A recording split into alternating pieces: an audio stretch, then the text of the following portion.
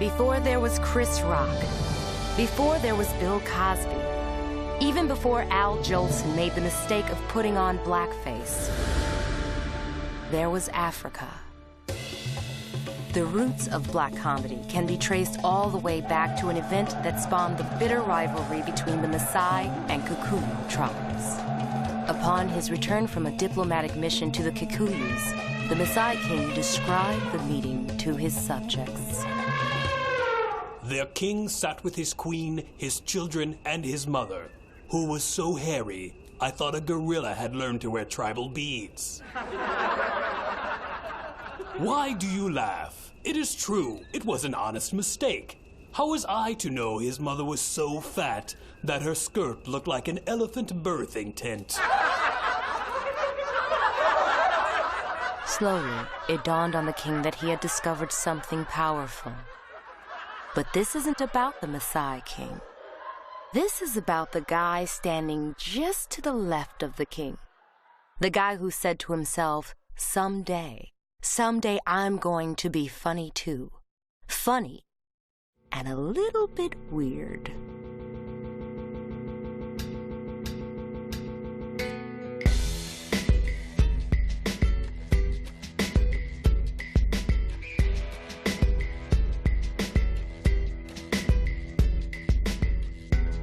What I expect to hear from a black comic is information about their culture, their background.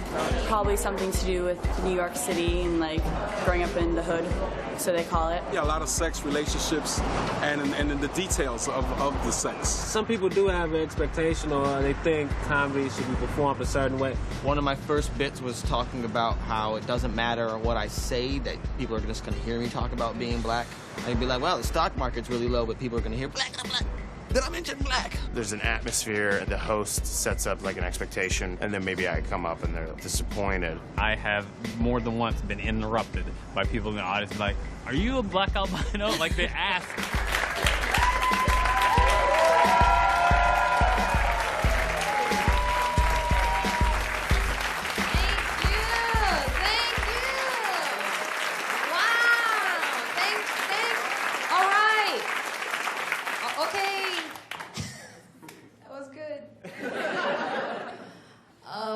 I live in Harlem, New York, and it's changing. Actually, you guys can all go. No, like as a group, man. That would be fun to see. It has changed. I mean, like, it's gentrification, which means, you know, white people, it's a culture clashing. You know, like I had this happen for the first time ever. I had a white girl come to my door and complain about my music being too loud, and I got pissed off. I was like, this is a black neighborhood. That's what the fuck we do. We play our black music loud. You don't like it? Get out. It was messed up, because I was playing Simon and Garfunkel.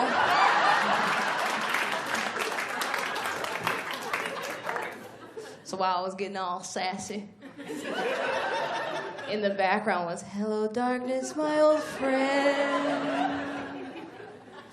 I've always had that, man, because I grew up in Chicago in a white neighborhood, and it messed me up. Then I moved to a black neighborhood, and it was too late. Because I went from being the only black child in an all-white neighborhood to being the only white child in an all-black neighborhood. I didn't have skills. I didn't know how to fight. I didn't know double dutch. That's important. Not everybody knows what double dutch is. I tell them it's when you get two Dutch guys and you get in the middle of that shit. That's what they told me. I don't even have a great African name. My name's Marina. That's not a great African name. African names have great meanings. Marina just means a place where you dock boats. And you can take that any way you want to. I remember at this school, man, this girl, she really wanted to kick my ass back, you know, because I was new. And she was ugly. That's important information. Because ugly girls can fight. She was coming at me all ugly and stuff. She didn't care about getting fucked up, because all this was already all fucked up. And she's coming at me. She's like, who the hell are you? I was like, Marina. She's like, what's that supposed what's the main of Maine? A place where you dock boats. Man, she knocked me the fuck out. I remember coming to in the principal's office. The principal was surprisingly white. And I remember, I'm bilingual. I'm gonna use my white voice. She was like, Marita, you never get into any trouble. What happened? And I was like, I don't really know what happened. Oh my God. I mean, that Negro hit me. She got suspended, I didn't. So it worked that time. Are you guys ready to have a great time, huh? That's not the proper function for that. The sweater shaver. Well, it just gets anywhere there's lint. There's little pills being gathered. Baron Vaughn is extremely prepared. It's like each bit is like a mini performance. Yeah, it's like a little fucking play. Yeah, It's a great. little play. Yeah. He does not miss a beat ever, and he's fucking on every moment. That guy's a mess. That guy's a goddamn mess. But that adds to his comedy because he's so fucked emotionally. I put another shot. Why did I wash my hands? I consider myself articulate, but I consider you super articulate. Me? Super articulate? Do you not The know term what super articulate in itself is not really that articulate. Yeah. Yeah, that's It's like, he's not only is he articulate, he's super articulate. I'm not See, look, you're being articulate. You guys give it up for Baron Vaughn, everybody!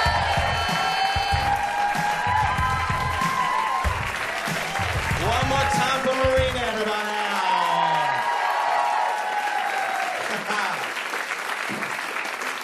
You guys are fantastic. I'm already having a fantastic time. I was listening to some music backstage. You ever heard of it? It's really good. Kids are getting into it. I've been listening to a lot of old school hip hop lately, which I love. You know, yes, exactly. Good for old school hip hop. Positive, fantastic. Some of it, though, not that good. Some of it was literally people rapping about what they saw around them. And if they wanted to kick it up a notch, a really cool rhythmic laugh. There was a lot of hip hop. I was like, everybody come with me, because I'm on the stage and I'm rapping and I'm turning the page. We're indoors, ceilings, floors, custodians handle all the cleaning chores.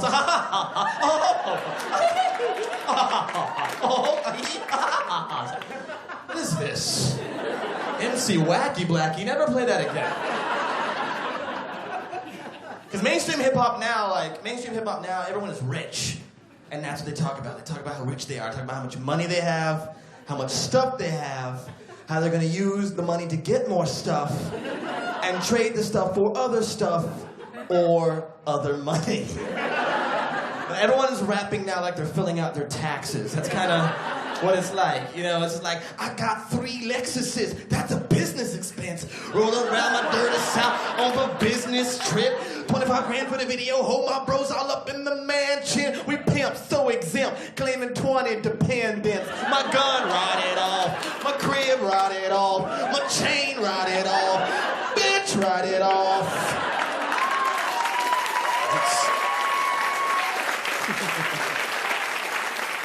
When I was a freshman in high school, I woke up one morning really excited about cereal. Groggily stumbled into the kitchen, took out a mixing bowl, and I took some Cocoa Puffs and some Cocoa Pebbles. I mix them all together, and I call it Chocksplosion. And I made the mistake of not checking to see if there was any milk before I poured the cereal, which is a horrible feeling. It sort of feels like your heart stubbed its toe. So I'm looking through the fridge, like, desperate. I find this water bottle. I take it out. I'm like, wait, what is this? This is white liquid. I dip my finger. I'm like, oh, wait a minute. That's milk. Why is this in a water bottle? Must have been a sort of an empty-ish 2-gallon jug. Mom poured it in this to save room. I poured that in a Chocksplosion and went about my merry business. Here's an important detail. I had just had 2 little sisters that had been born. I came home from school. It's the only time that my family as a unit waited for me to walk through the door. I came in and they were like, oh, man. Oh. My mom's like, you can tell your girlfriend you're a breast man. Oh, giving high fives. to uncles I hadn't seen in 15 years. And I was like, what are you talking about? She's like, you drank my breast milk. Directly from the left, I squeezed it with this titty, and you drank it. Ha ha. And she was like, couldn't you taste the difference? No. It was Chocksplosion. So it turned it into chocolate breast milk. I did a play once, and I had this roommate that was in the play with me, and he was a gay man, and he had this chip on his shoulder to prove to me that gay men were as oppressed, if not more oppressed, than black people. And he would bring it up all the time, unprovoked. Just walk up to me like, hey, you're a comedian. Let me tell you a funny joke. What's the difference between being black and being gay? You don't have to tell your parents you're black. Walk away keeping eye contact. Also, he went to high school with a certain movie star. It's apparently gay, not out. He'd bring it up all the time. He'd be like, yeah, everyone's like, where was he during the Golden Globes? Probably sucking off guys in the bathroom like at prom. I was like, what was I saying to this man? To make him think that this is what I want to talk about all the time. Like, I thought I was saying normal things like, hey, what time is it? You gonna finish that? You know, but apparently I was walking around the apartment doing this. The black man is the most oppressed on the face of the planet. I challenge anyone, any moment, any hour of the day to dispute that fact.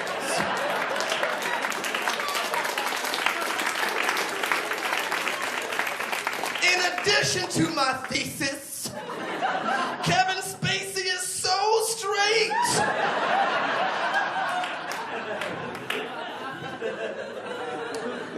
I've been traveling a lot. I've been all over the world. I've been going to the South a lot lately, which is good because I've been meaning to run more. And there's a voice that no matter where you go in the world, no matter where you go in this country, you will hear. Because there's so many ways of speaking, so many dialects, but everywhere you go, there's a voice you will hear, and that's the way newscasters speak. Nobody else sounds like that. It's in every single language. You know, it's like, oh, later tonight on Channel 23. It could be in Spanish, like, Telemundo 23. Or it could be like Norwegian, Gurgity Flurg, Flurgen and Gurgen Flurgs, Flurgity Gurg, Channel Flurgen Gurgen. I know some of you are like, did he learn Norwegian for this joke? Yes. Yes, I did. But I tend to develop crushes on female news anchors. Not only because I have a thing for women that state only facts, but so I've dated some psychos. So it's nice to be like, oh my God, everything she says has a point. But also because I think it'd be cool to hook up with a female news anchor and then her talk dirty to me in that voice. That would just be amazing. Later tonight, pralines, whipped cream, and ice cream. Find out what happens when your dick becomes my dessert. My breasts, fun and delicious. Start at the nipples, work your way around. News at 5. Special report, your penis inside my vagina. What you don't know could kill you. It's true, man. My last girlfriend and I, we went to get tested for a lot of things. We were very serious. Went to get tested for HIV because I'm very responsible. Also, I had just purchased 20 years worth of calendars and I wanted to make sure it was a good investment. So, that line's a grower, not a shower. So we go to the clinic. They have this test. They can tell you in 20 minutes whether or not you have HIV. We're sitting there, cool, calm, collected. She goes in for her blood work, comes out 10 minutes later. I go in for my blood work, come out 10 minutes later. 20 minutes have gone by. She gets her results. I say, I have 10 minutes to wait. And she says, well, you want to fight for absolutely no reason? Remember this thing from 2 years ago? I harbor resentment in my soul and bring it up at inopportune moments. Indeed, the same resentment harbor I. 20 minutes goes by, 40 minutes goes by, 90 minutes goes by, hour and a half goes by. And I don't notice because time flies when you hate the insides of somebody.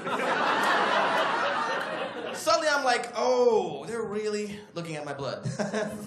Not good. So I'm like, excuse me, I didn't get my results. He's like, okay, come this way. The guy takes me into the back room, right? I wait for the one that did my pre-interview, which is part of it. It's like a sexual history interview. It's basically like a job interview for not being a whore. Basically, it's like a job interview for living longer. Tell me what you can bring to not having HIV. Well, I'm a hard worker. I'm a people person. I know you're a people person, that's why you're here. Touche, AIDS lady. So I'm sitting in the back after I've been waiting for 90 minutes, right? It's tense. She walks in through the tension like a shark through a wave. She takes a seat across from me, has this look of concern on her face. She looks me dead in the eyes. She leans forward, puts her hand on my knee. She goes, "Oh my God. I am so sorry." I went to lunch. Well, let's see here. You don't have HIV. But did you know ham and cheese is delicious? She went to lunch in the middle of my AIDS test. That's inconsiderate, because I'm sitting there thinking I'm gonna die. She's outside somewhere like ham in my belly, ham in my belly, ham and cheese and bread, ham in my belly, ham in my belly. This guy thinks he's dead. That's messed up. I used to do that joke and I used to end it at I went to lunch and let people fill in the blank, but too many people would come up to me after a show and be like, "Hey, I like that bit that you did. What were the results?" And I'm like, "Well, person I've never met, you know how to introduce yourself to somebody." Two things. Number one, how do you know you're getting in my pants? We just met, have about one drink, Guinness. Number two, that doesn't make any sense. That doesn't make any sense. Why would I bring up HIV at a comedy show in a room full of strangers to say I was positive? Has that ever happened anywhere? Anyway, the test came back positive. I have HIV. So what's the deal with seagulls?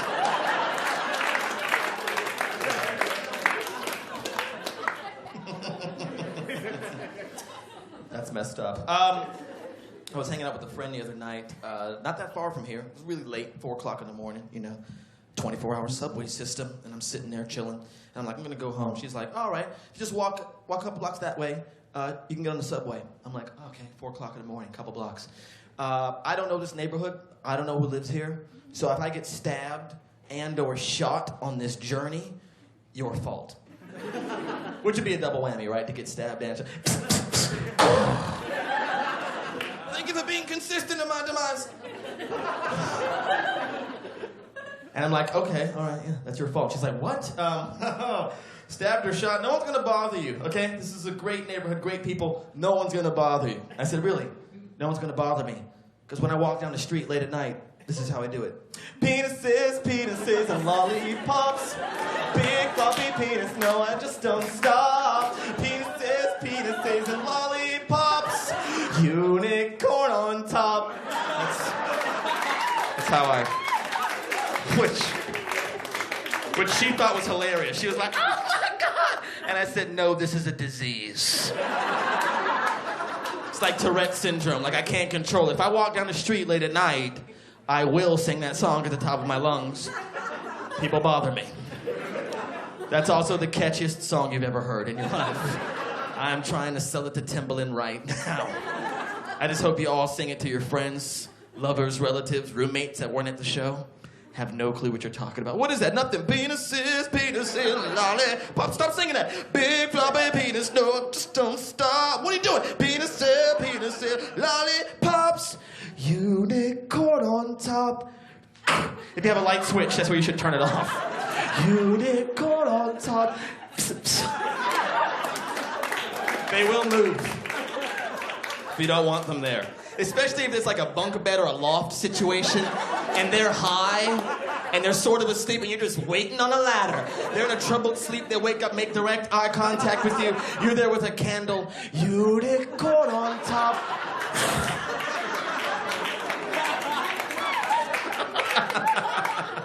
That is so completely ridiculous. I just moved. I used to live in this building where everyone was an asshole. And I found out it was because my building was, built on top of an ancient asshole burial ground.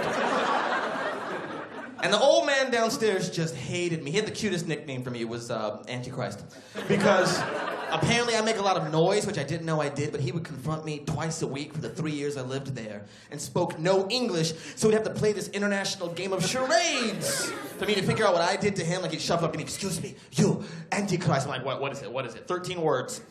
You're going to give them to me at random. Okay, you're Superman. What's in your chest? It's an S. What's in your back? It's a cape. Okay, you're sitting in a car. Won't start. It's stalling. Okay, now you're you're playing the drums, your fireworks. What sound do they make? Boom. Say it twice. Boom, boom. Now you're gesturing towards your leg, specifically your knee. Now you're a flower, you're blossoming, it grows. I think I got you. I didn't escape from stalling to hear the boom, boom of Negroes upstairs. Yes!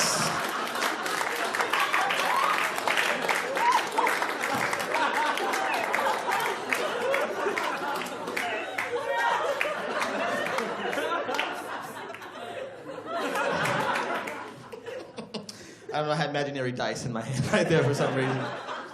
I know a lot of you can't tell by looking at me, but I'm mixed race, bi-ethnic, multiracial. You know, I know some of you can't tell because I'm a consistent shade. But is anybody else biracial here? Mixed? Yeah? What's your mix? Swedish, Colombian. Wow! I have never... Those people were far away from each other. But you conceived in the middle of the Atlantic Ocean. The halfway point. I was at a show the other night, and this guy was like, yeah! Jamaican and Chinese! And I was like, I can't wait to eat at that restaurant. Are you serious? Kingston Hunan, I will be there. Ordering General Tso's jerk chicken. But I am mixed. My mother was black, and my father was absent. So I'm like, half black, half empty. You know what I mean? You know what I mean? Half full. I'm an optimist. Some people get sad when I tell that joke. They imagine the father they would have, their entire life suddenly disappearing. People come up to me after shows like, oh my God, now I know why you need to tell jokes. Do you miss your father? And I don't miss what I've never had, right? No significance. It'd be the same if you came up to me after a show. Oh my God, Baron, do you miss your pterodactyl wings? Do you miss your ability to urinate Kool-Aid laced with crack? Do you miss your self-integrity? Because I'd rather have those three things, right?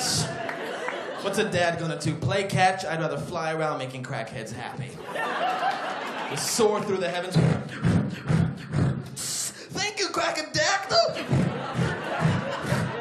This is gonna be the best Christmas ever! Unicorn on top! That's what I would rather do. Thank you very much, everybody. I'm Panama. Never done well in front of an all-black audience. Really? He starts crying. Never done well. Why? Because he's not funny. Yeah.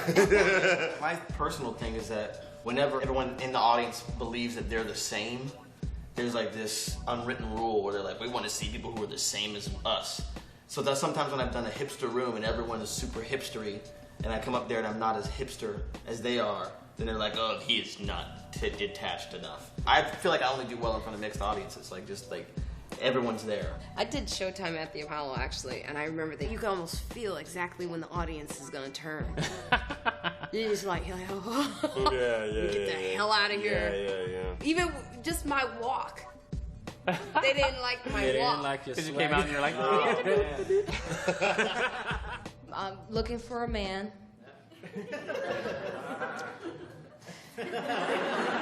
Which apparently I guess you can't do as a woman. That's the rule. If you're looking, you ain't gonna get one. And I think it's because you got that look.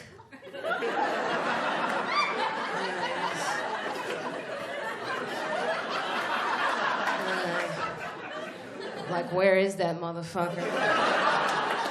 You know, it's too desperate. A guy's not gonna want you like that. You get that desperate, you start looking at losers and thinking, you know what, I can make that shit work. Cockeyed, I don't give a fuck. Because that one eye can see me. And I look good in that one eye. I used to have a guy, but I didn't want him, so... And I got him when I wasn't looking. That's how you get a man. When you're not looking for one. You know, when you're happy. Right? Independent, free. That's when a man's gonna look at you like, ooh. Yeah. how can I destroy her? Huh? That's how I got him. Eric Andre, never still for even a second. I do want to go on America's Got Talent, take a shit on a plate and blow my brains out. What? Just like, see you in hell. Dude, that'll never make it to air. It'll never make it to air. Eric is that older brother that just keeps poking at you and just like, will you stop it? Ha ha, and keeps poking at you. He's like if you have something in your hand that's like jelly-like that you just can't hold on to and it's always like dripping out and like popping out. Well, it seems like it's so crazy that it shouldn't hit with people, but it still does. Can I help you? Put your hands together for Eric Andre, everybody! Eric Andre!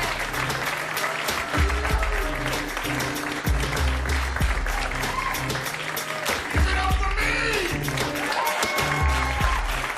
I am arrogant!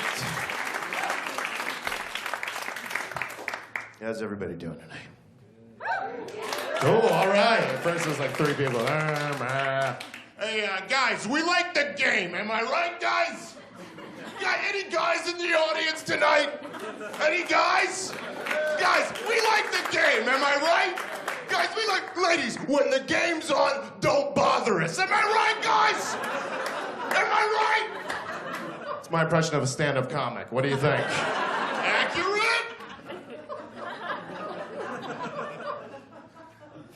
So watching VH1, do you guys watch the Video Hits 1? Yeah, you guys are a good audience. Fucking piss dick tit shit, biatch. So watching VH1 and that D'Angelo music video came on. Ladies, remember this one? Ladies, yeah. You guys tickle the pea pot to that shit, right? Or you do the thing in the bathtub with the water. I know what's up. And bear with me, all my jokes are from 1997, so let's get in our time machines and go back to the funniest year ever.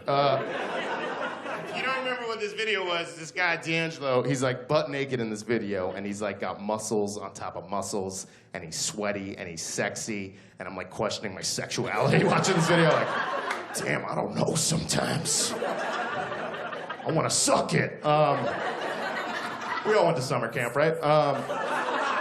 So like the whole time the camera's panning from his face to his waistline, but it's never going below the belt. And you're thinking, you're like, this dude must be hung like Shaquille O'Neal. I was just thinking, how funny would it be if the camera like kept panning down and it did close up on his crotch and he just had like a shriveled up little raisin dick, just like flopping on the side of his thigh. Like, well, what if he had a big, beautiful vajayjay with like layered shark's teeth inside of it? And it was singing its own song. It was like, feed me, Seymour, feed me all night long. He's like, how does it feel? Who let the dogs out? He's got a pencil sharpener. His vagina's like, kill me, kill me. All right. And guess who's getting laid after the show with that one, bro? Big time. I'm a virgin. All right. My dad is from Haiti. It's an island in the Caribbean Sea. And he never really tells me stories about his childhood, ever. Never tells me about his parents or anything. I don't know, maybe it's a cultural thing. And one day for Father's Day, I bought him Miami Heat tickets. And we were driving down to the Miami Arena together. And I was like, Dad, you've never told me a single story about your childhood. I've heard some stuff from Mom, but you've never told me a single thing. Can you please just tell me at least one story? And he started cracking up. He's like, I was like, what's so funny? He's like, one time in 4th grade, I shit my pants. And that's all I know about my dad's childhood. I'm bluish. I'm black and Jewish. Any bluish people in here? Lisa Bonet didn't get the Evite or what? Who are the famous black Jews? There's Sammy Davis Jr., Lenny Kravitz, Jesus, and Whoopi Goldberg. I think that's it. The Goldbergs. My dad is from Haiti. My dad is Haitian, and my mom is from 112th Street. Guess who the Jew is? And they fucked. They, you know, a little blam chicka blam brow, and that's why I look like a Muppet from Sesame Street. That's what the combo gets you. And people always say racist shit in front of me because they don't know what the fuck I am.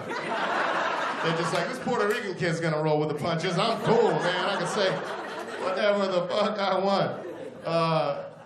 This is a true story, and I will get right back to lying compulsively after this one. But I'm eating lunch with my Caucasian friend Taylor during college. This is in college, and she says to me, she goes, Eric, I don't mean to sound racist, but, which is already an awesome way to start a sentence with your brown friends. And so I'm like, I can't wait for the tolerant half of the sentence. I don't know what the fuck, I don't know what's coming around the bend, but, so this is really awful. And she goes, this is true, she goes, Eric, I don't mean to sound racist, but all black people kind of do look like monkeys. You gotta admit.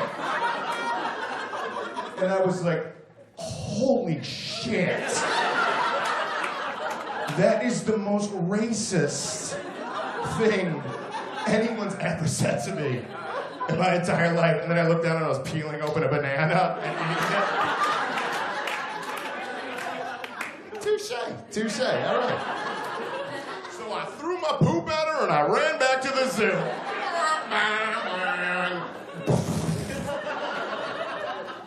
Has anybody seen this ad on TV for Colonial Williamsburg? Has anybody seen this? It's like, Colonial, yeah, clap. I'm not used to audiences liking me. That's awesome. I was like, what's that sound? Oh, appreciation. That's what it says. There's an ad on TV for Colonial Williamsburg. It's like, Colonial Williamsburg, you're gonna have a fun fucking time. And it's just a bunch of old-timey Ben Franklin dudes like churning butter, like, bring your kids, it's boring. It's like a reenactment town, right? And I'm watching this ad, and I'm like, it's fucked up, man. There's not a lot of diversity in Colonial Williamsburg, man. Like, where are all the black people? And then I was like, oh yeah, black people weren't having a good time in Colonial Williamsburg. So I thought about doing this as a sketch, me and a bunch of black people, we're all gonna dress up like slaves with like huge chains around our necks and actually go down to Colonial Williamsburg and just run up to tourists and be like, hide us! Hide us! Have like a big fat white dude follow us around with a whip like, get back here, Toby! Hide me, man! All the tourists will be like, Colonial Williamsburg got a little real this year. I just wanted some water slides and some good old-fashioned butter churning.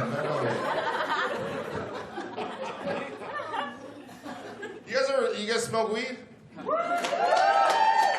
Because I'm a narc. Arrest this guy clapping.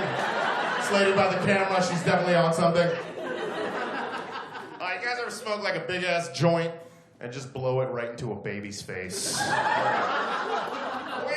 Where? Good night! No, but seriously, you ever take cocaine and sprinkle it on your little brother's toothbrush right before he runs off to kindergarten class?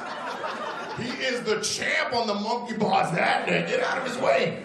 He's buying stocks and selling screenplays. He's all over the place. He's all over the goddamn place.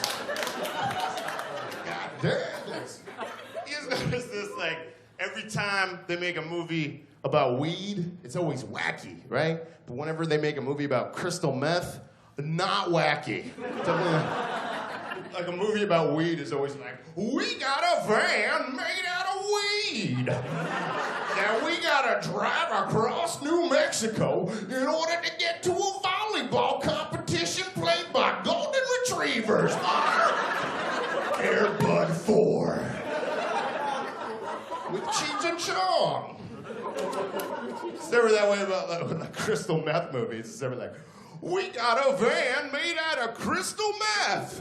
I got a bunch of scabs on my face. I I just sold my baby for crystal meth money. I'm wearing a jacket and it's 100 degrees outside. I just pissed diarrhea.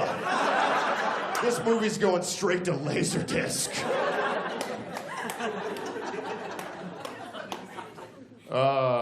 Anybody tatted up? Anybody got tattoos? Anybody got any tattoos? 3 people. This joke's gonna go awesome. Can't wait. Can't wait. I have a ruler tattooed on the side of my penis, so I always know how long it is. But it's in centimeters, so I feel bigger for myself. Because I'll be getting metric up in the bedroom, yeah! And it won't get metric up in the bedroom, bam, chicka, bam, bam. Any ladies with tattoos? Any ladies with tattoos? What do you got? A butterfly flying out of your lady parts because you're on a spiritual journey through womanhood? That's what I got. I want to get a tattoo. I want to get a tattoo, but I want something mad original. Like I want to tattoo it like a pizza slice with like a gun on top of it to symbolize the feud between Domino's and Pizza Hut. Or I want to get Mike Tyson's face tattooed on my face with his face tattoo. I didn't start getting tattoos when I first wanted them when I was like 12, because then I'd still have like a tattoo of like an alien smoking a joint on my back with like "Take me to your dealer" going down my butt cheeks. And like 311 lyrics on my thigh, like chugga bugga bugga bow bow bow. Because I thought that was awesome. One time in my life. Yeah! I forgot I was on stage for a second. I was like, this is awesome! Sweet! You guys remember the lunch lady back in the day? Remember the lunch lady? That's me doing an impression of myself. Hey!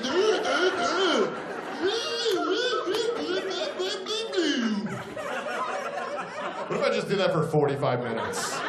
And it totally lost its appeal, and it was like a comedy hostage situation. You're like, is he gonna stop doing that? Or... It's very performance art. You guys remember the lunch lady back in the day? She was all like fat, and her name was Mulva, and she had a big mole and like cottage cheese dimpled fat dangling under her underarms. And she was like, more tater tots. Remember her? One time in 6th grade, I went up to her and I pressed her belly in as hard as I could, and she shat an ostrich egg. And a gremlin hatched out of it, crawled up my body, started fucking my ear canal. 45 days later, I gave birth to a dead guy in front of my parents. Live and learn, people. Live and learn.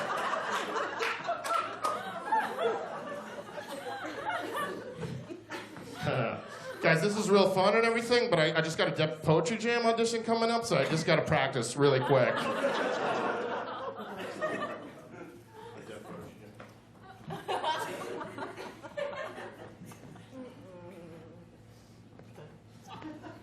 What's up, y'all? My name is Freedom Zimbabwe.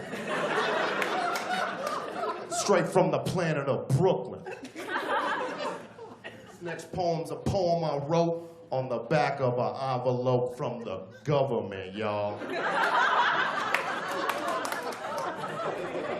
Spinning around, hearing the sound. You don't see what I see. Up, down, left, right, wrong, right, black, white. In 1492, Columbus sailed the ocean, blew me away. One hand clapping, y'all. Cool. Right, man. Russell Simmons, invite Russell Simmons to this. I'm gonna do one more joke. I was gonna do some political stuff, but I wrote a joke about a hamburger, and I think that's more important than the country going to hell in a handbasket. Oh, we are screwed. I got the new Baconator at Wendy's. Has anybody eaten this bucket of mystery yet? Has anybody eaten the new Baconator burger? It makes you shit glass. I shit a 60-watt light bulb. That is the best name for a burger ever, the Baconator. I want to make the commercials for the fucking Baconator. They'll be like, banned in 179 countries. Move over, Bangladesh. The Baconator. It's gonna rape your mind. The only burger served with a side of bullets and manslaughter. The Baconator just finger blasted my girlfriend. Fuck you, hippie. The Baconator's made out of an all-kangaroo meat patty, laced with LSD and dripping with the blood of the non-believers. The one's made out of baby skin, and we don't use pickle chips. We cut off the nipples of WNBA players. The Baconator just bukkakied on my grandma. Fuck you, cowboy. The Baconator took the SATs and it filled out the Scantron and diarrhea. It's going to 2,400. It just got accepted to Harvard. The Baconator just laughed at the end of Brokeback Mountain. It's culturally insensitive. The Baconator. Thank you guys so much.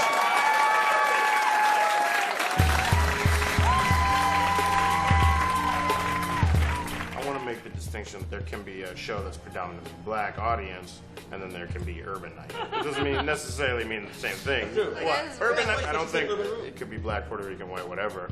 But it's like they fucking out. Yeah, they fucking if you start bombing, they'll put a record in the middle of your shit like get on the stage, you funny motherfucker, and then people are like standing while they boo. Like, booing's not enough. Like, they're like, boo, boo, you suck. It's funny, there's a predominantly black night, and then there's gun night. Bang, bang, you suck, I'm gonna kill you. Because you know what, actually, my experience is like, you take a couple people out of that urban room, and put them in a club, and those same people come up to me after a show like, oh man, I really enjoyed what you did, it was different, and this and that. And just like, well, you know. It's the atmosphere of those shows that the host creates and like the audience. It's whatever the audience expectation is. Yeah. You guys are good laughers. I appreciate that. Because I was in England and they don't really laugh. They just go, brilliant. I was like, don't brilliant my jokes. Laugh. They're like, but it's brilliant. It's interesting when you travel as a black person because you're not sure if you're going to see any black people, right? But they got them in England. We're there. But I got curious. I was like, I wonder what they call their black people. You know, since they can't call them African Americans. So I asked this one British dude, I was like, what do you call your black people? He's like, oh, we call them niggas. I was like, wow, that's fucked up. I was like, you can't do that in America. It's banned. We banned it. He was like, what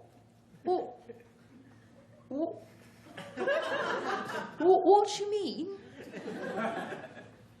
You banned your niggas?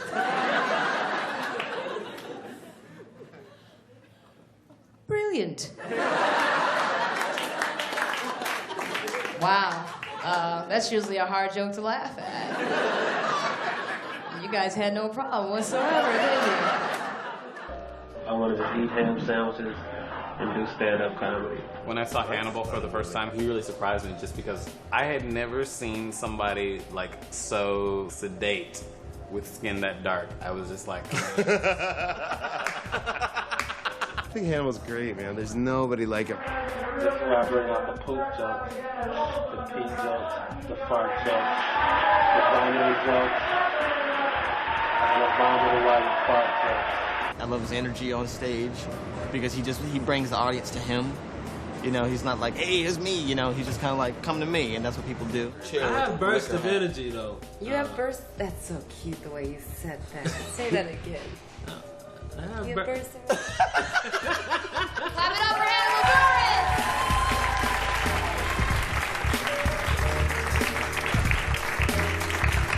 What's up? So I was coming out the store earlier. I just bought some Oreos and some Chips Ahoy. So I get outside, there's this guy like, hey, brother, it's my birthday today. And that was the first time in my life without any sarcasm I could say, what, you want a cookie or something?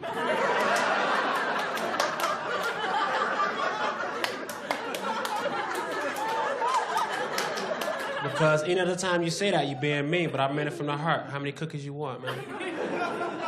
You want 7 cookies? That's way too many cookies. You're being ridiculous right now. You need to get like 3 or 4 cookies and get out of my face. You always want to take advantage of my generosity. When I was 19 and in college, I saw an ad for a talent show going on off campus. It was an Apollo-style talent show. I was in it to win it. I go into. I had my friend there taping for me. I thought it might be a good chance to make a good tape to send out to people. Sign up. It's in a hall with no mic. No mic in this big room, which is always the signs of a good professional show. My friend was the Sandman for this event, so I said, hey, I'll probably do all right anyway. I started doing my act. Then somebody heckled me. I didn't know how to handle it, right? The audience sensed weakness, so they started booing me. I tried to talk through the booing a little bit. It didn't work. My friend, the Sandman, started creeping towards the stage. I didn't know what he was going to do. I know the Sandman and Apollo usually just dances and people walk away, but he was like the aggressive Sandman on steroids, and he decided to pick me up and throw me over his shoulder and carry me off the stage, which was really a floor because it wasn't a real theater. So he walks me out, everybody's cheering, they thought it was the greatest thing they ever seen, and then my friend is taping the show for me. I'm looking into my own camera, like, stop the tape! Stop the tape! And that's the end of that story. Some friends suck. I help out the homeless, but they have to do stuff for the money. I don't just give it away. You gotta work. This one guy was like, hey, brother, you help me out with some cash? I said, you want to make some money? He said, yeah. I handed him a picture. I said, you see that guy? I want you to kill him. He's like, dude, this is a picture of me. I was like, man, stuff is weird out here in the streets.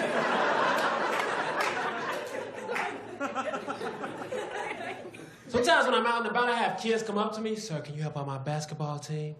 Can you buy this candy for my basketball team? Can you buy this for my... Like, no, I'm not buying nothing for your basketball team. Your basketball teams are too broke. Need to get some funding, get like a liberal white girl from Vermont that's compassionate. I'm gonna help these kids. These kids have been through so much. They've had such hard lives.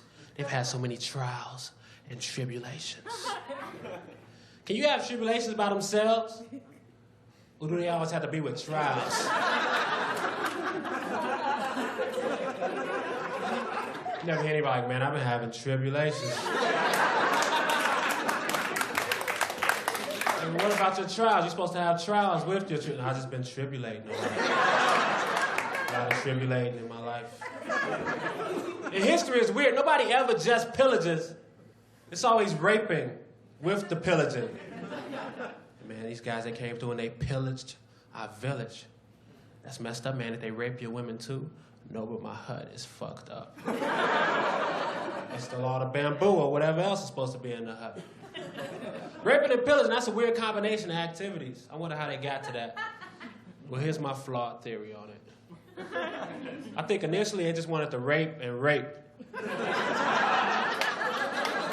And they were like, guys, we gotta think of something else. We already established that we're raping when we said rape the first time. We're just being redundant and ridiculous. So some guy was like, we should pillage. And they were like, what's pillaging? He was like, I don't know. I thought we were focusing on the rape. So they continued raping and pillaging for a long time. They had a meeting. They said, guys, we can't say rape and pillage anymore. We can't even say rape because it looks bad in the newspaper. The media is killing us. We got to think of something else for the press releases. And the same guy was like, we should say pillage and plunder. And everybody like, what's plundering? He was like, I don't know. I thought we were focusing on the rape. Anyways, I got off the subject, so I bought some candy from this kid. I handed him a $10 bill. He held my $10 bill up to the light. To check and see if it's counterfeit. Like, what are you gonna do if it is counterfeit? You're like 11. I'm a grown man. I'll punch you in the chest and take the rest of your candy. Give me all the gummy bears, little dude. I like green apple. It's not a basketball game, this is real life. 1 point for Hannibal. I played basketball in college. I come to class late the day after a huge game. Hannibal, why are you late? 27 points, 12 rebounds, and 10 assists. A triple-double, that's why I'm late. Who's writing my paper this week? You writing it? Great, make sure it's in Courier New font. Courier New, that's a magical font. That turns a 2-page paper into 72 pages. Magically, 5 in the morning working on the paper, like the hell with this. Courier New time. In conclusion. This paper's over. I don't know what Courier was. We didn't like writing papers at all. So he created his own font to beat the system. Now he's forever immortalized in Microsoft Word. He's a warrior and a genius. He deserves our respect and admiration forever. Courier, yo, you ahead of your time. You're a visionary. I just started playing Grand Theft Auto. It's a really detailed game. Like you buy clothes and you go on dates with video game chicks. So I bought this outfit I thought the video game chick would like. I bought a hat, shirt, pants, shoes, and I picked her up. She was like, those shoes are ugly. Those pants suck. That shirt is awful and that hat is weird. So I got out the car and I shot her in the face. You don't disrespect me, you video game bitch. You virtual twat. I don't need this from you. Shoot you in the face. Date's over. I'm playing this game for an escape from real life. I don't need your criticism in HD. Dolby surround sound criticism. I don't need it. Date's over. What's funny is that she's a big part of the storyline, so you can't kill her. So you shoot her in the face, she's like, you're being weird, and runs away. Like, yeah, I am being weird. I just shot you in the face with a pump shotgun. Now when I try to call up for another day, she's like, I think we should spend some time apart. I don't like what you did last time. Oh, you talking about when I killed you? Yeah, I was being weird that day. She might give me a second date. How low is her self-esteem? He shot me in the face on the first date, but I think he has a good side to him. I saw an ad on the bus. Ad said, syphilis is back. That's a real ad. Syphilis is back. Because apparently syphilis went on vacation for a couple weeks. It's so exhausted being an STD these days, but before he left, he called up herpes to cover for him. Hey, herpes, what's up? It's syphilis. How you doing, man? Oh, you know me. Same old, just burning people and destroying lives. Quick question. Can you cover for me for like 2 weeks? I appreciate it, man. Yeah, I'm going to this STD convention in the Bahamas. They didn't invite you. That's messed up. It's going to be crazy. Chlamydia's going to be there. HPV is doing a speech. It's going to be awesome. And they cover travel, hotel, and everything. I get a per diem, too, man. They treat you really good. Don't worry, I'm going to be back, though. Yeah, I got this huge ad campaign coming up and everything. Syphilis has marketing meetings. He's yelling at people. Hey, what happened to that? That was supposed to be in the paper on Tuesday, Debbie. What happened to my ad? Debbie, you're going to get fired. Mark, why am I doing horrible in the 18 to 34 demographic right now? You notice I target Mark. He's really slipping up, Mark. You're really slipping up. 18 to 34, Mark. Mark is like, syphilis, people really aren't feeling you anymore. Like, what? People not feeling me? Huh? I killed Al Capone.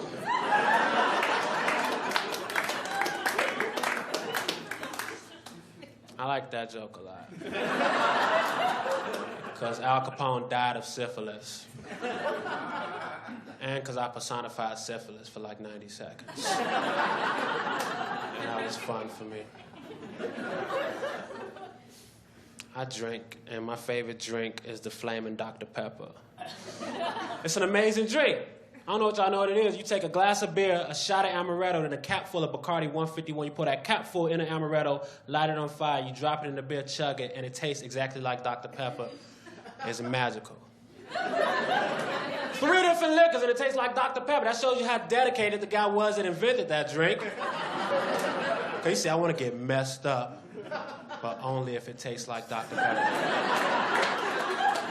You know how many failed combinations he had to go through? That don't work on the first try. Jack Daniels, vodka, grenadine. Damn it! Doers, Jamie. Ah! Honey, come out for dinner. No, I'm in the basement working on something. Don't bother me while I'm working. What are you working on? It's this magical drink. It has 3 different liquors, and it tastes like Dr. Pepper, and it involves fire. That's impossible. No, it's not, woman. I'm divorcing you as soon as I get all this flaming Dr. Pepper money. Never supported my dreams.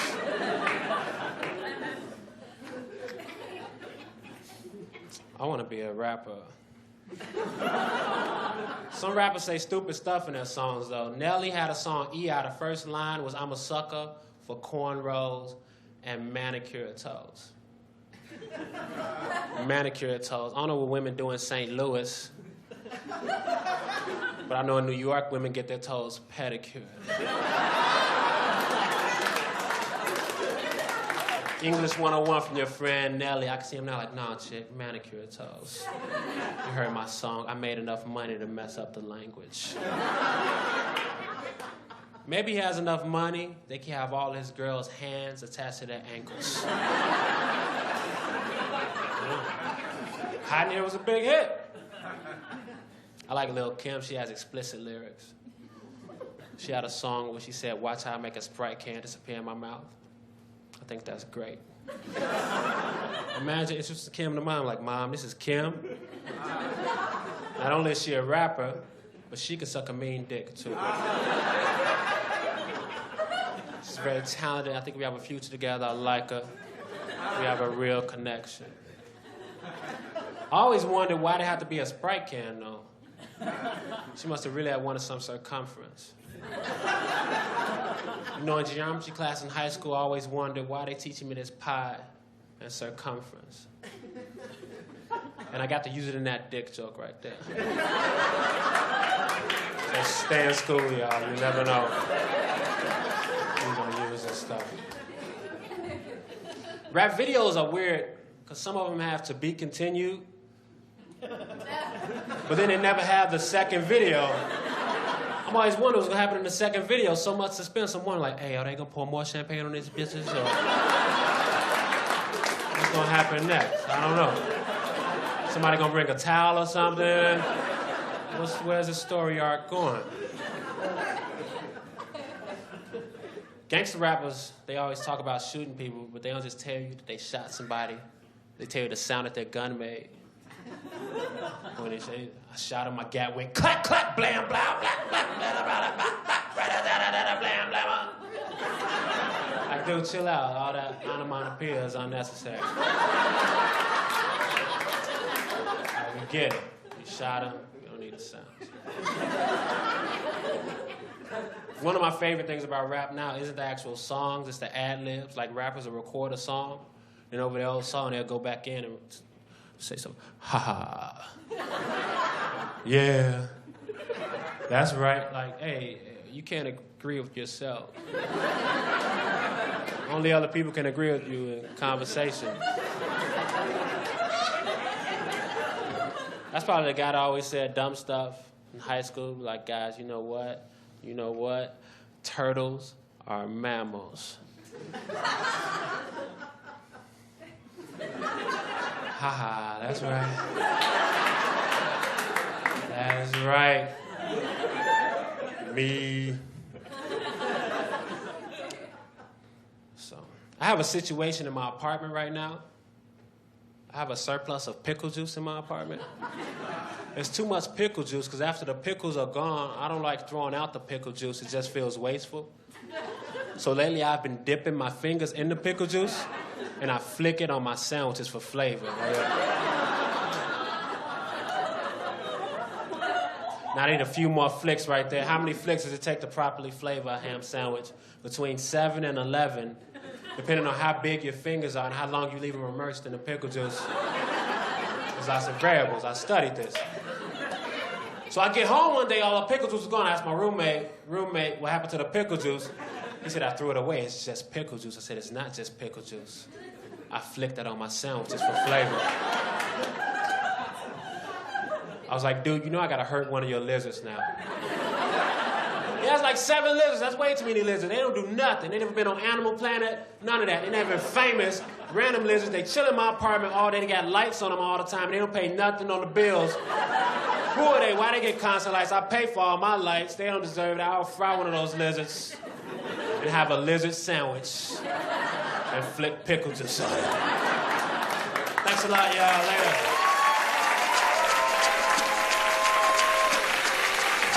Two guys tell me how to have success in the commercial world.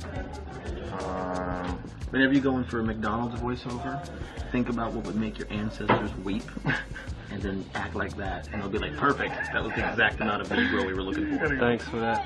Them biscuits so ass delicious. When I first started, I tried to go into, like someone once said, a Shaniqua voice. Like I would end every joke with that, It actually worked for me. They seemed to like it. So I was doing, so I was doing more of it, but I did it in front of a black audience, and they were like, baby, no. That's not you. Because the white audience was like, yeah, just like we imagined. That's why I'm not like sassier on stage. Like I get that whole Barack Obama thing, you know, not black enough, because then you try to prove it and you'll mess up. You know, I try to be sassier, you know that, and this isn't sassy, by the way. I don't know what this is. This is more of a sassy Elvis. I don't know. But I don't have that yeah, yeah,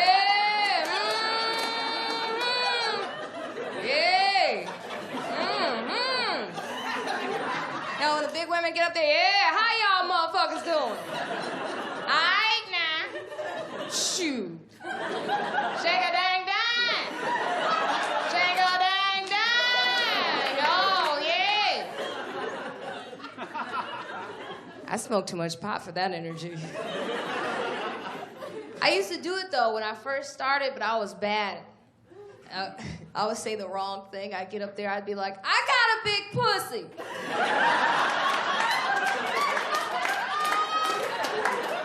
Who got a big pussy?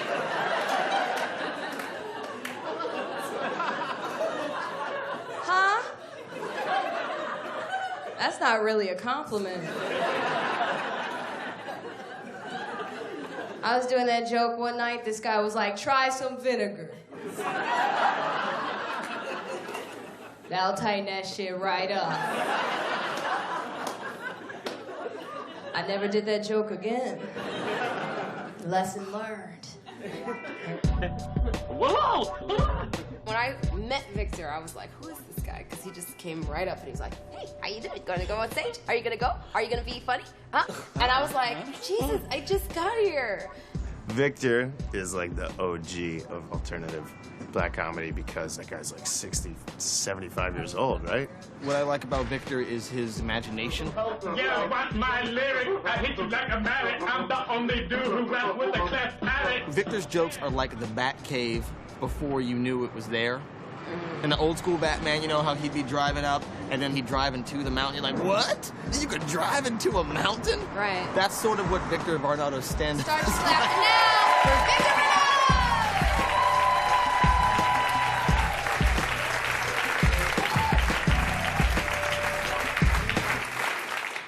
Hey everybody, how's it, okay.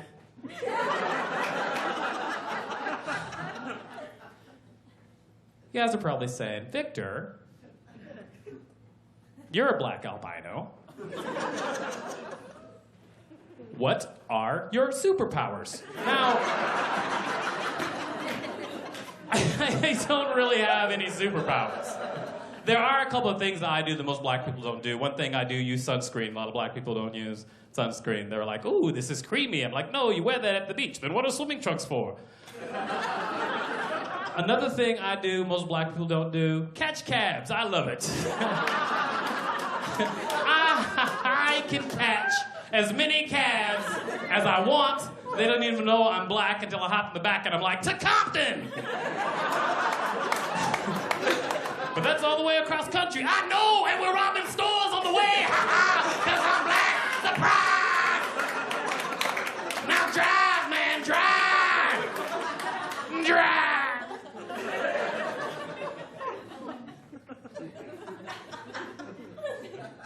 People say, sometimes they're like, hey, you're black albino, that's too bad. No, it's great. It's great for practical jokes. Here is a practical joke that I want to play. I haven't done it yet. This is a practical joke that I want to do. What I want to do is marry a white woman.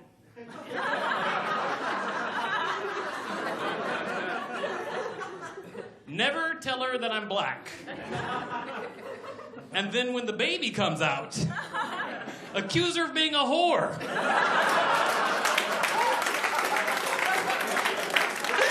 swear, I didn't cheat on you. I don't know what happened. I didn't cheat on you. What's up with this baby? This is a little black baby. What is up with this baby? What is? Just kidding, that's my baby. Just kidding. Oh, come on, honey, it was funny. Let's tell your dad, the Grand Wizard, he'll love it.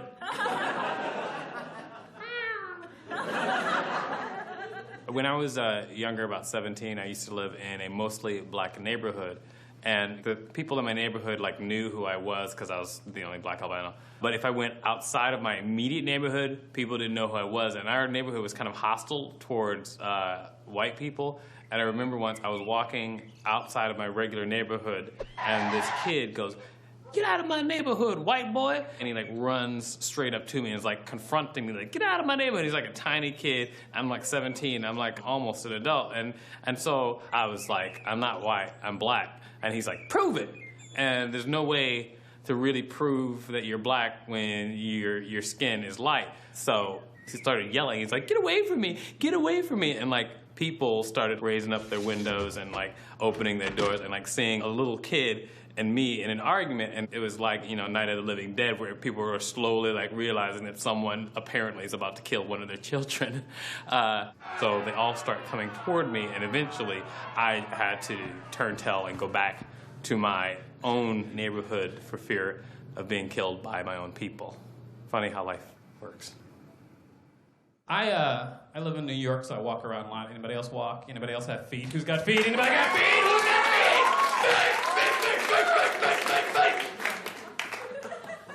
Here's the thing, I walk around, the only thing I don't like about New York is being constantly interrupted by people. I got stopped one time by this dude who was like a missionary dude, and he was like, "Hey, you're living your life wrong, blah, blah, whatever." And he stops me, and he gives me a letter written as if it was from God. And he's like, "Hey, I got a special message for you."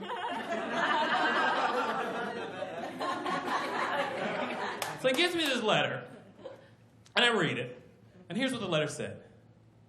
"Dear friend, I wrote you this letter because we haven't talked for a very long time.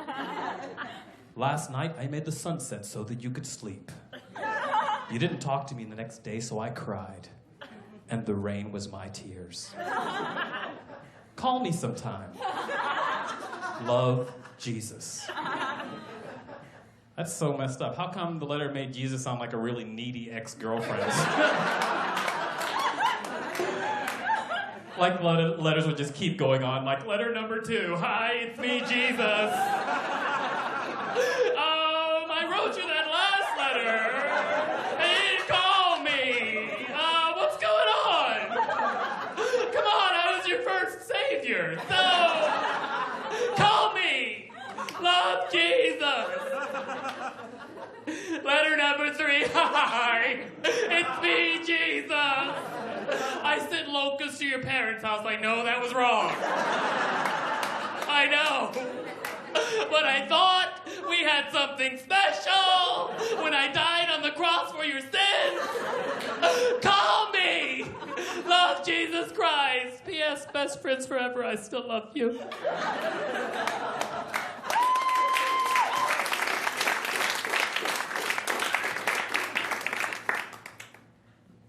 One of the most interesting things I saw on the street was another dude who was a black albino.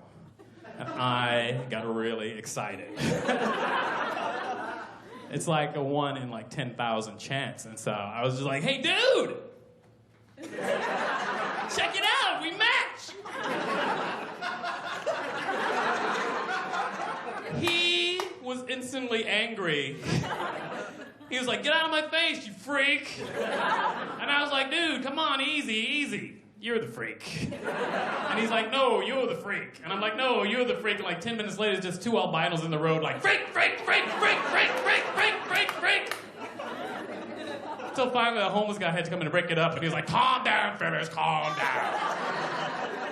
You're both freaks. And then he peed on himself. That's always step 2 when you're homeless. Homeless people in New York are like amazing. They like, because if you go other places, like homeless people are like, you know, straightforward. They're like, hey man, what's up? Give me $1, which is totally normal for a homeless person. Or sometimes they'll tell you like how bad, you know, their day has been. Like, I ain't got no legs. I'm standing on willpower. So whatever. But in New York, homeless people like surprise you. They have like little shows. It's like performance art homelessness. This dude, he stops me and he totally tried to trick me. He tried to trick me. He stopped me. He just like ran up and he was like, hey, William. I said, William.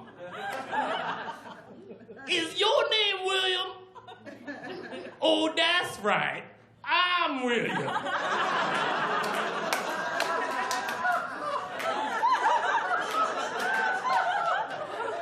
Give me $1.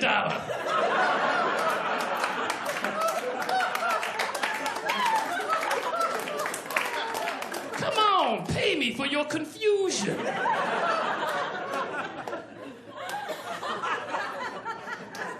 He tried to trick me out of money. Dude, if a homeless guy does that to you, do what I do. Make him dance for it. Oh, come on, you guys. It's not like they're real people.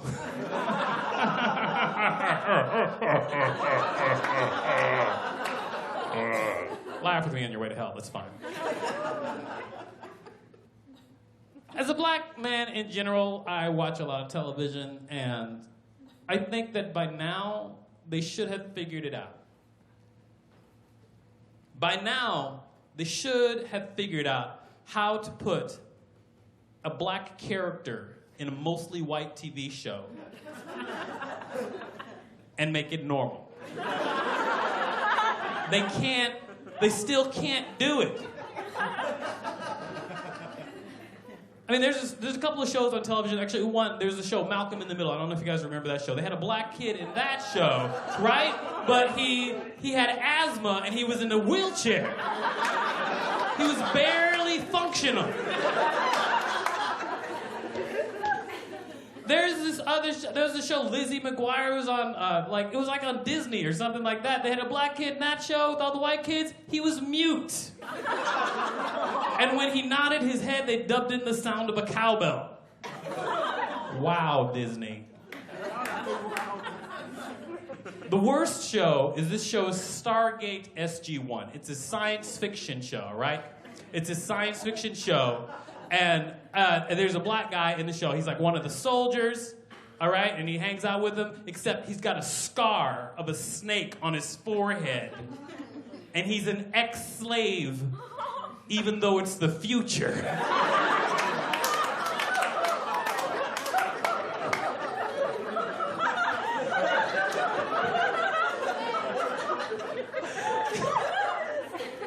It's like the writers are like, don't let him forget.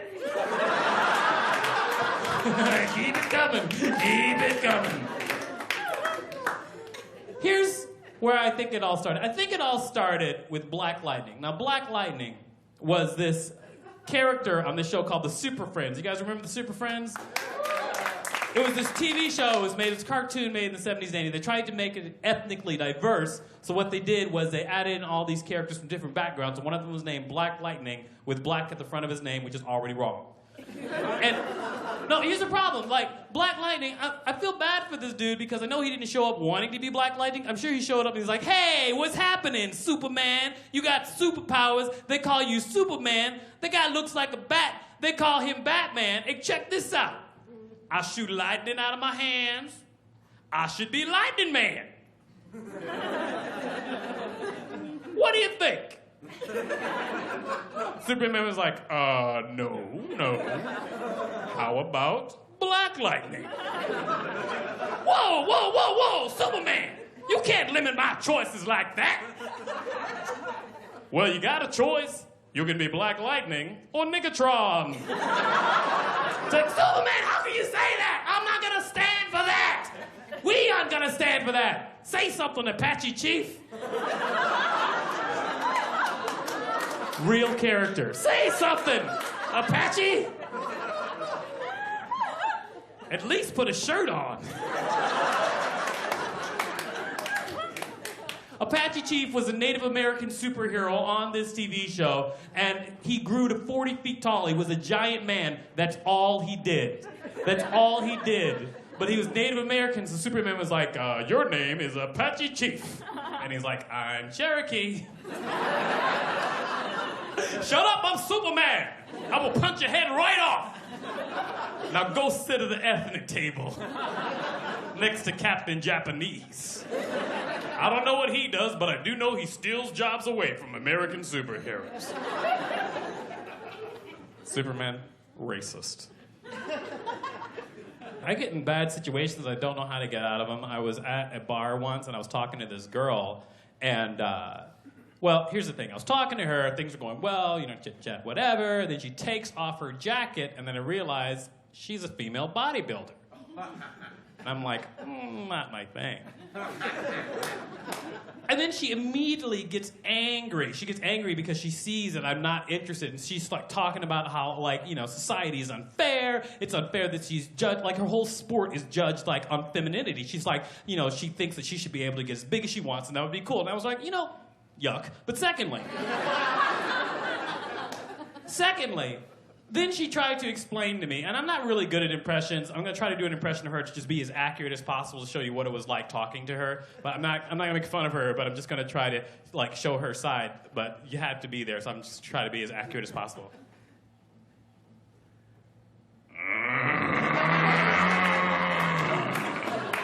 I just think that I can be a woman on the inside and the Hulk on the outside.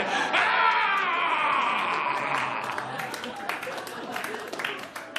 And then she choked an elephant with one hand. Ah! She threw a car over the Brooklyn Bridge. She was like, ah! I'm a lady! And then she wanted me to go home with her. And I was like, I don't want to go home with you. And she's like, not even if I crack a walnut in my bicep? And I'm like, not sexy. In fact, there was only one thing that she could have done that would have made me want to go home with her. And something that only she is capable of. And everybody knows what that is, right? A BPBJ. That's right, bench press blowjob. Something only she could do. You know where she like literally picks her up out the ground. She's like, come here!